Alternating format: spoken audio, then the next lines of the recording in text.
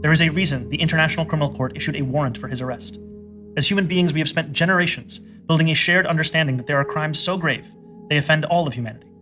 Anyone, with their eyes, with their heart, with their conscience, should recognize the devastation he has wrought and understand that he belongs before a court of law. As I've said, I agree with the ICC that Benjamin Netanyahu should be arrested and tried for his crimes, as I do for anyone else charged by the ICC. My administration has reviewed every avenue available under applicable law to determine whether New York City could execute the International Criminal Court's arrest warrant if Benjamin Netanyahu came here. It's appearing to be a clown show at this point. I can't believe we even are having this conversation. Offline, John and I were just talking like it's insane that we're even having this conversation, but New York City has just become a big clown show. So at this point, Mayor Zohran Mamdani is entertaining or exploring the idea of arresting Benjamin Netanyahu. I mean, this is insane. Why don't you worry about the big financial crisis going on in New York City? Why don't you take care of the NYPD? Worry about all the issues in New York City, but all of a sudden he wants to deal with foreign affairs. Yeah, dude, I don't know. I think you nailed it. I think it's a really dumb conversation. It's a fun conversation, but it's a distracting conversation, I think, in my opinion. If you look at what's occurring in New York City, crime is it's literally just continuing to rise even higher than it's been. It's been up over 30% since 2019, year over year. And I think this year it's going to continue to rise even further than those 2019, than that 30% disparity since 2019. I think especially when you look down in the subway, what's going on, when you look at the streets, we had 15 subway pushes this year. So I think the whole perception versus reality game, they're really losing at. So I think this is just a huge distraction. When you look at now, every time there's a rainstorm in New York City and New York City floods out of nowhere, and the mayor of New York doesn't have a word to say about it. And the reason, and just so you guys are aware, the reason that the city keeps flooding is just because the city's not keeping up with maintenance.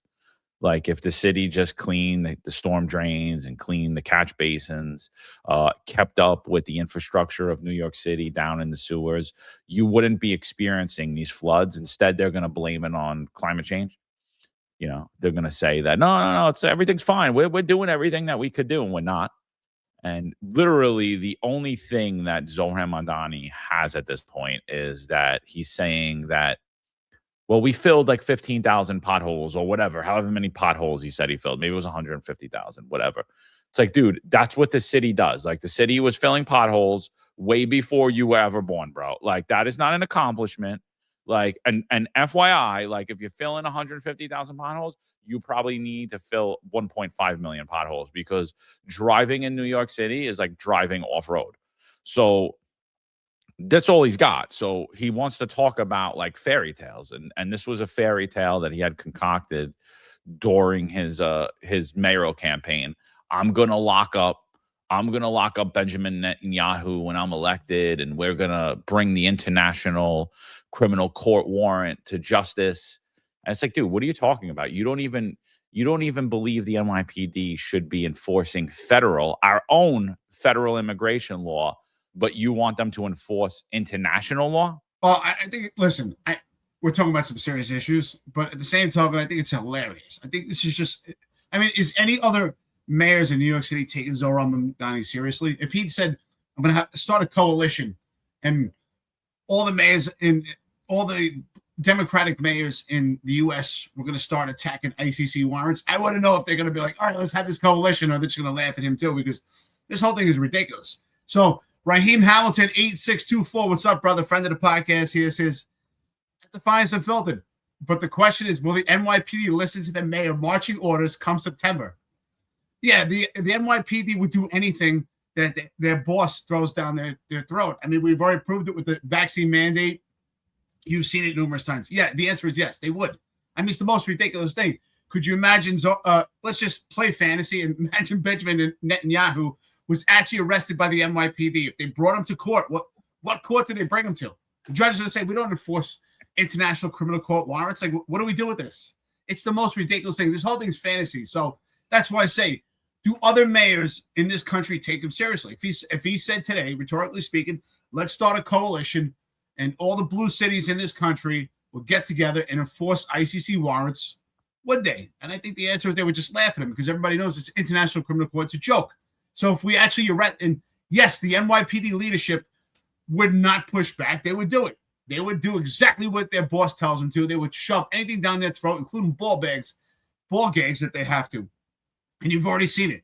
We've already proved it to you with the vaccine mandate. So the question is, though, is if they actually arrested him and they brought him to court, any judge, a federal court judge, criminal court judge, Supreme Court judge, what do we do with this? And the answer is nothing. So this is never going to happen. It's just a silly conversation.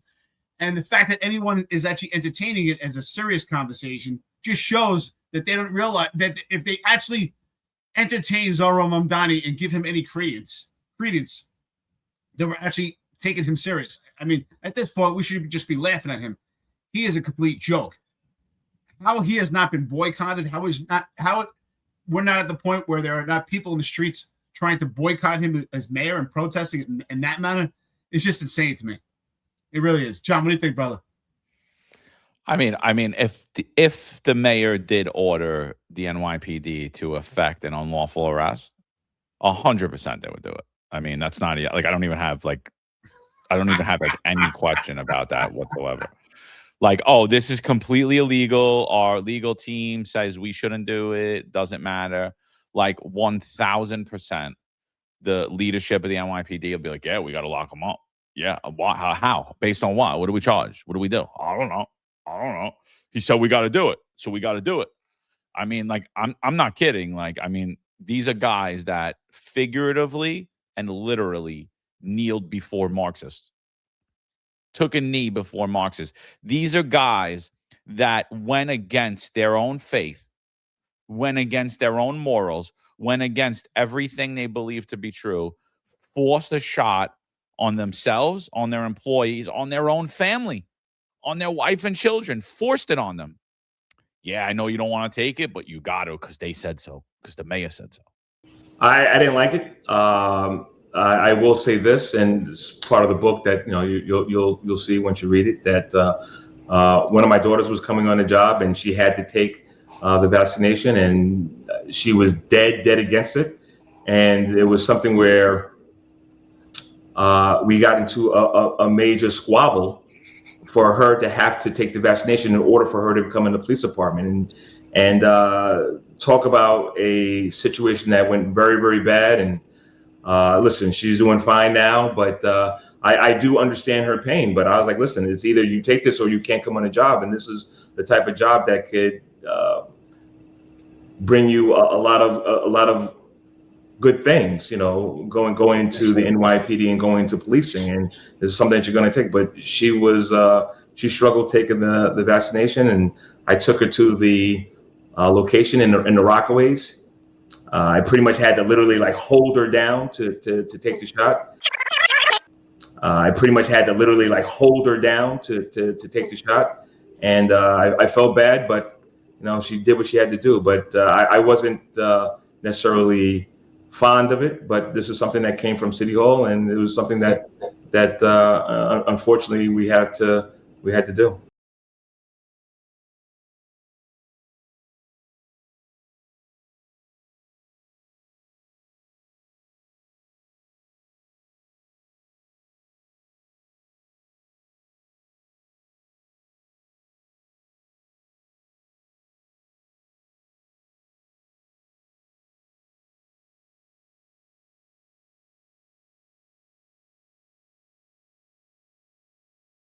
Honey, the mayor said you got to do this, so you got to do this, right?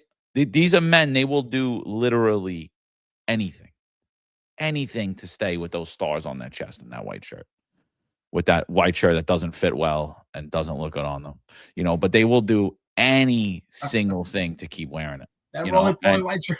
I mean, like, literally, if Mamdani was like, look, you got to go lock up your mother because I saw the way she looked at me, and I just think that she's got to get arrested.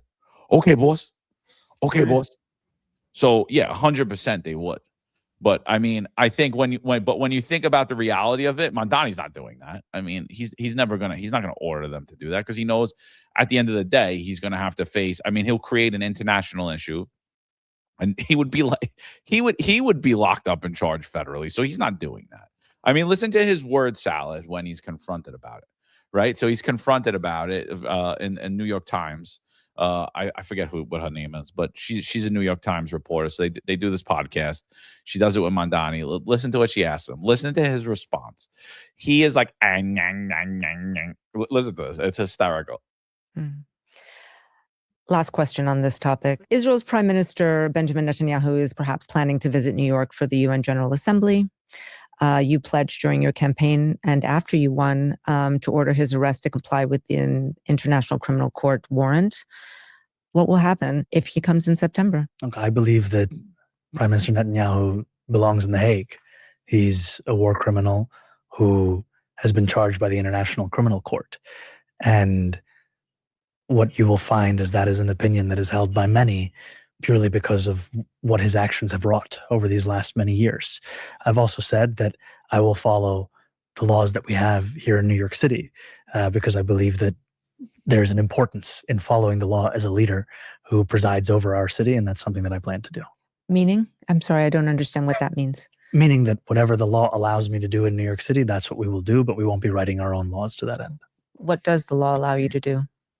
That's an active conversation with our legal department in seeing what the prospects are we have here in our municipality. However, what we've seen at the national level is a desire sometimes to write your own laws, to go outside of the bounds of legality. That's not something we have an interest in. I mean, normally when people come to a UN General Assembly, they're granted a sort of amnesty because it is the seat of the United Nations. Is that what you're thinking that you'll honor, or you're actively looking to see if you can actually arrest him? I think we are looking at all of our legal obligations, and one of them is with regards to the United Nations. But the other part of this is we're not talking about a personal assessment of Benjamin Netanyahu. We're talking about the International Criminal Court and the fact that they have a warrant out for this prime minister's arrest.